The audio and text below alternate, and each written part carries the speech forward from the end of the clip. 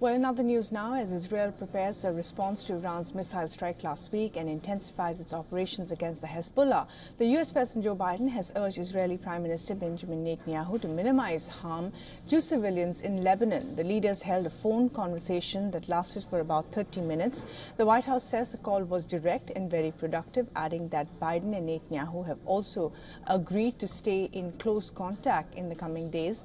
The U.S. has asserted that they cannot and will not see Lebanon turn into another Gaza. This even as President Biden reaffirmed Israel's right to defend itself.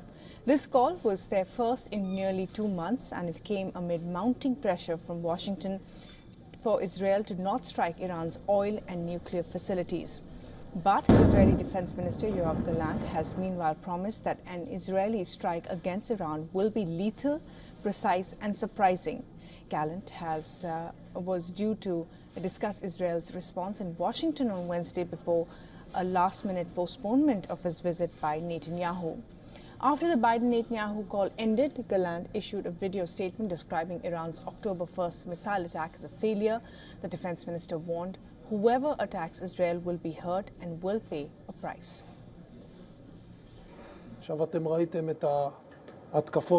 Now you've seen the attacks the Iranians attacked us a short while ago. These attacks were aggressive, but they failed because they weren't accurate attacks.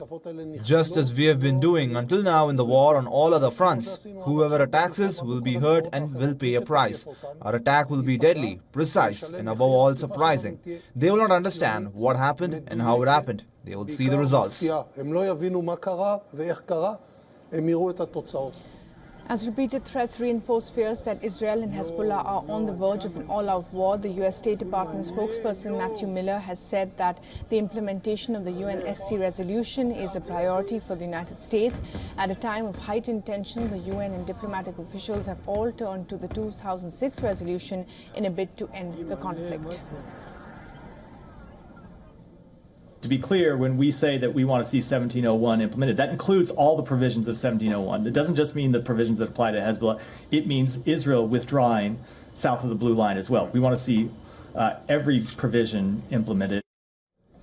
United Nations officials have warned that Lebanon is staring at a catastrophic humanitarian crisis as the number of internally displaced people has hit 600,000.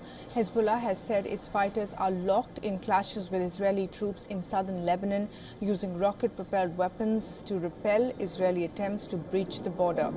Meanwhile, the IDF has announced the death of the reserve soldier Ronnie Ganizet during operations in southern Lebanon. Ganizet is the 12th Israeli soldier killed in the ground offensive against Hezbollah in Lebanon.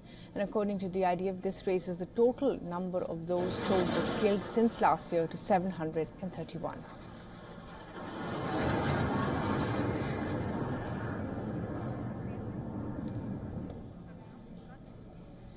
And for the very latest on that phone conversation between Biden and Bibi and the latest flashpoints in West Asia, our correspondent Jody Cohen sent us this report.